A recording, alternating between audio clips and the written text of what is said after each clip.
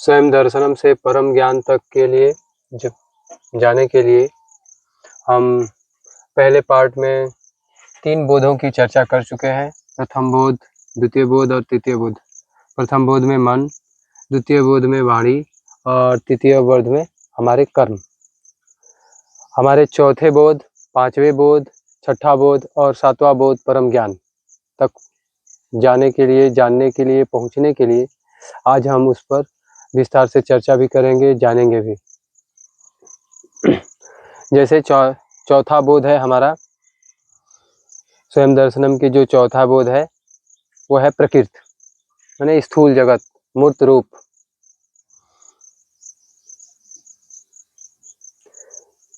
हम मनुष्य यहाँ पर हम प्रकृति के बारे में हमें जरूर जाननी चाहिए।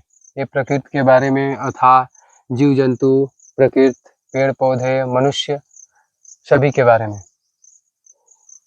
हम बस कुछ चीज़ों में इसको जानना है। इसको जान करके अपने लिए फिर बस ऐसा नहीं कि इसको बिना जाने ही इसके मोह माया में ही फंस जाना है और बोलना है कि मैं इसको जानता हूँ। प्रकृति को मनुष्य क्या करते हैं, यही प्रकृति में जल है, यही प्रकृति में पत्थर भी हैं, यही प्रकृति में मिट्टी भी है।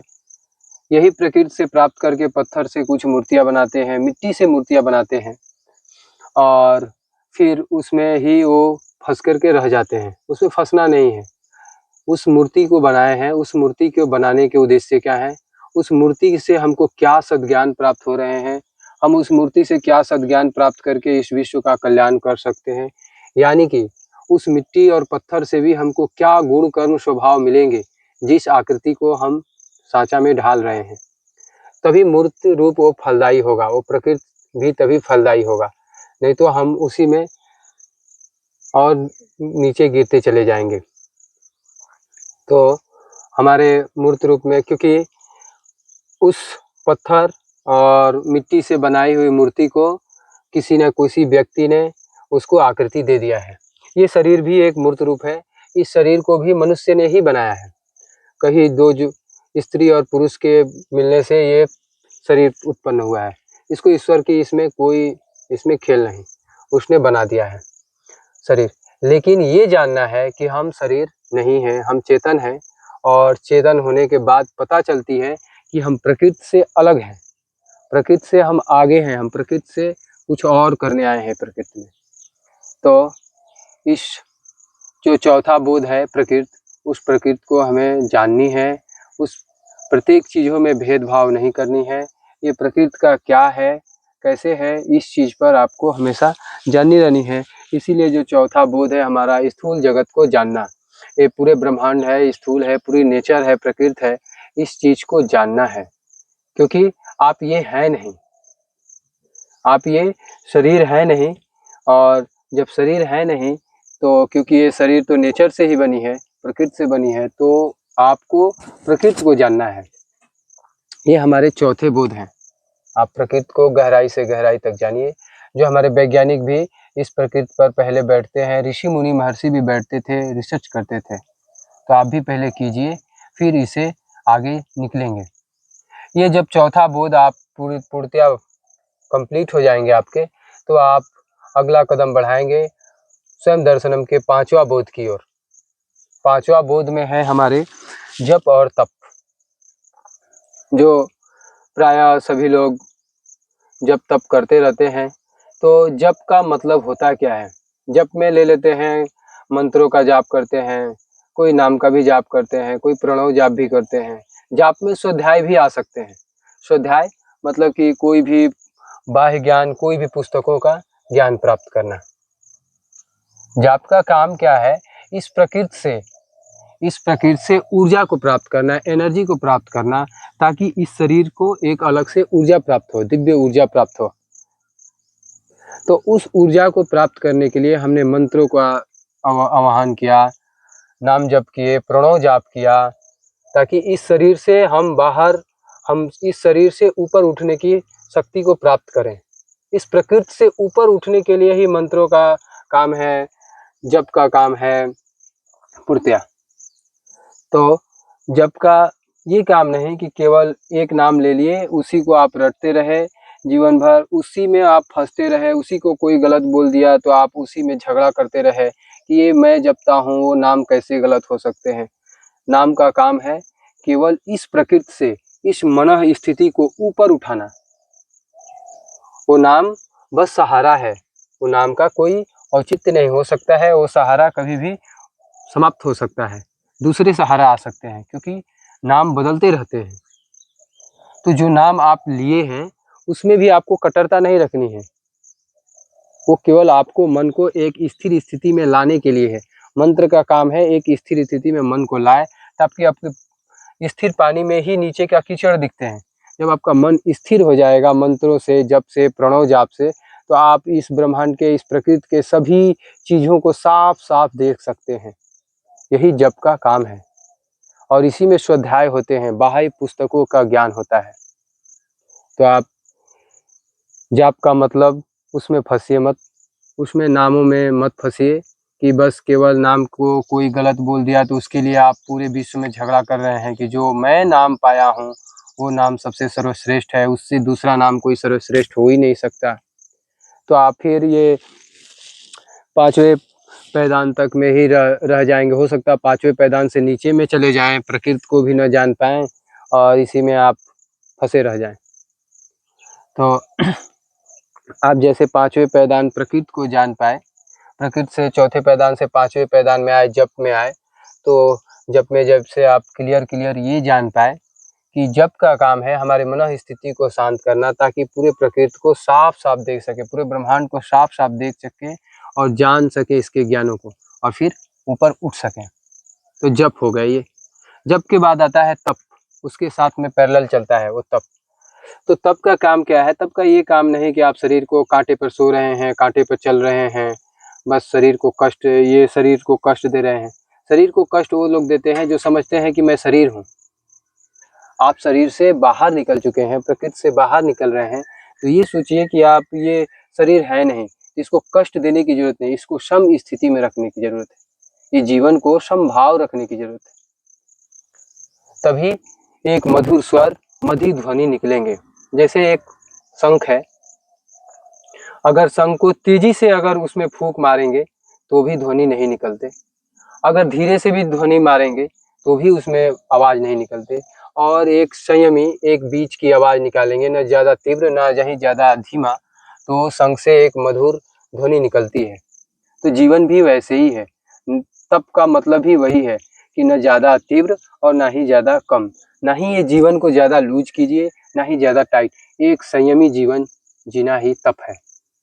तभी ये जीवन के फूल खिलेंगे, उसमें से सुगंध निकलेंगे और पूरे ब्रह्मांड, पूरे इस प्रकृति में, पूरे इस भू जगत को सुगंधमय करेंगे। तो ये है तप। जब तप, जब आपको ये पांचवा बोध पूर्तिया आ जाए, पूर्तिया जान पाए, तो अब जा करके आप, मैं जो अनुभव किया छठा बोध, उस पर आप आगे बढ़ेंगे स्वयं ही। तो छठा बोध में हमारा ध्यान है। ध्यान का मतलब लोग बस समझ लेते हैं कि बैठ जाना है शांति से, बस कुछ देर बैठे रहना है, बॉडी को रिलैक्स देना है। ये सब बेकार की बातें हैं। और ये इतना ही लोग जान करके कितना लोग उससे ध्यान को गलत भी बोल देते हैं, क्योंकि वो जानते भी नहीं, और जानते भी हैं कुछ लोग तो बस उसी में उसको अपना बिजनेस व्यापार बना करके आज रख दिए हैं हर समय। तो ध्यान को ये नहीं जाननी है। ध्यान के दो स्पेशल टर्म हैं, जो एक है तर्क और विज्ञान। ध्यान में जब आप गए बैठे, तो उसका कहने का मतलब है तर्क और विज्ञान। जो भी चीज इस ब्रह्मांड की तर्क और विज्ञान को सह सके, जो उस दोनों के औचित्य को संभाल सके, वही सत्य है, वही ध्यान है।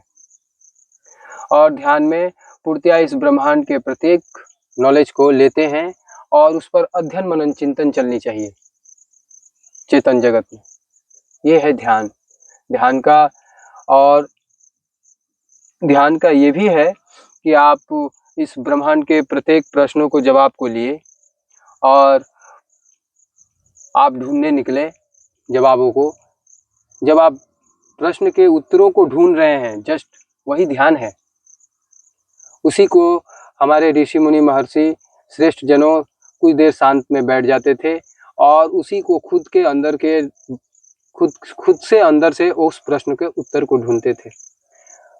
कुछ समय लगते थे, महीनों लगते थे, कुछ सालों में सभी प्रश्नों के जवाब आपके अंदर है। क्यों है? क्योंकि ये जो ब्रह्मांड है, क्योंकि आप ही के अंदर है, ये पूरा ब्रह्मांड आपके अंदर है, तो आपके नॉलेज भी ये पूरे ब्रह्मांड के आपके अंदर है। कहीं भागने की जरूरत नहीं, दौड़ने की जरूरत नहीं, थोड़ी सी शांत होकर के बैठने की जरूरत है। आप शुरू में इतना कर सकते हैं।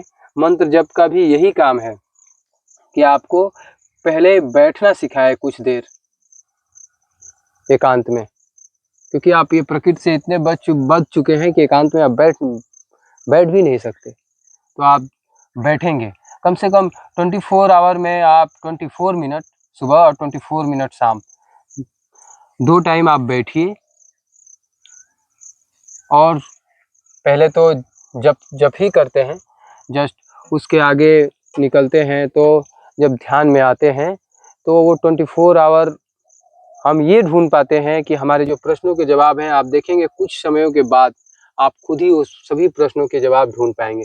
जब आपका स्थिर पानी हो जाता है तो नीचे का जो सतह है साफ साफ दिखाई देता है। जस्ट जब मन आपका पूर्णतया शांत हो जाएगा तो देखेंगे जो सभी प्रश्नों के जवाब एकदम साधारणतया आपके सामने आ जाएंगे। ये है ध्यान। अब ध्यान में तर्क और विज्ञान को जो सह सके, उसके वो निचला टर्म है कि जो उसमें सत्य क्या है। और ये जो 24 मिनट है ये स्टार्टिंग है। आप देखेंगे कुछ 24 मिनट मतलब 1 आवर में 1 मिनट आपको स्वयं के लिए देनी है, स्वयं को जानने के लिए देनी है। इस ब्रह्मांड को स्वयं को बस जानना है, क्योंकि आपके ब्रह्मांड आपके अंदर है। स्वयं को आप जाने, पूरे ब्रह्मांड को आप जानेंगे। तो जो 24 मिनट है स्टार्टिंग के या कितना भी है, आप एक समय देखेंगे कि जो 24 आवर माने प्रत्येक समय आप चलते फिरते घूमते एक समय आएगा आप हर समय ध्यान में रहेंगे। ध्यान में कहीं गुफा में, कहीं दूर एकांत में बैठने की जरूरत नहीं। ध्यान 24 आवर आप एक ही जगह आप ध्यान में ही रहेंगे, क्योंकि प्रत्येक प्रश्नों के जवाब आप स्वयं ढूंढ पा रहे हैं। ब्रह्मांड के सवाल को जवाब देंगे और खुद के प्रश्नों के सभी जवाब मिल चुके होंगे। और जब आपके छठा बोध ध्यान प्रगाढ़ होता गया, आप ध्यान के प्रत्येक स्थिति में आप सम स्थिति में रहने लगे। इस संसार के सुख दुख आपको प्रभावित नहीं करते, क्योंकि आप सुख की कामना ही नहीं करेंगे, इस सुख की इच्छा ही नहीं रखेंगे तो आपको दुख आएगा ही नहीं। आप मान की कामना में से परे चले जाएंगे। आपको मान सम्मान चाहिए नहीं, तो आपको फिर असमान की कोई चिंता नहीं रहेगी। तो ये जितने जगत के बनाए हुए मोह है वो सब हमारे नष्ट हो जाएंगे। तो आप ध्यान आपका प्रगाढ़ होते जाएगा। एक ऐसी स्थिति आएगी कि वहाँ के बाद आपका जो प्रत्येक चिंतन है पूरे ब्रह्मांड के लिए एक हो जाएगा, पूरे इस जगत के लिए एक हो जाएगा, पूरी सृष्टि के लिए एक होगा।